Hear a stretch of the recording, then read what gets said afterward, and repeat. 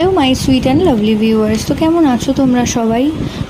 আজকে আমরা চলে এসেছি নতুন আরেকটি ইনফরমেটিভ ভিডিও নিয়ে। আজকে ভিডিওতে কথা বলবো, গর্ভাবস্থায় কি কোনো গর্ভবতী মায়ের পা হঠাৎ হঠাৎ করে ঠান্ডা হয়ে যাচ্ছে? হাত পা সেটা দুটোই হতে পারে, যেটা গর্ভাবস্থার আগে হতো না। এই ধরনের লক্ষণ থাকলে কি মনে করা হয়? তো সেই বিষয়ে আজকে আলোচনা করব। অবশ্যই আলোচনার প্রথম থেকে শেষ পর্যন্ত থাকতে হলে চ্যানেলের পাশে থাকতে হবে এবং পাশে থাকা যে বেল আইকন রয়েছে সেটাও কিন্তু প্রেস করে রাখতে হবে। এতে করে ভিডিও আপলোডিংয়ের সাথে সাথে কিন্তু আপনারা নোটিফিকেশন পেতে থাকবেন।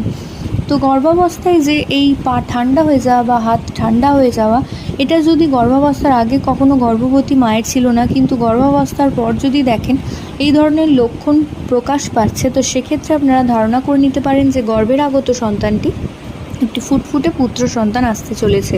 তো আশা করছি ভিডিওটা আপনাদের কাজে আসবে। প্রত্যেকে ভালো থাকুন, সুস্থ থাকুন, সাবধানে থাকুন, এই কামনা করে ভিডিও এখানেই শেষ করছি।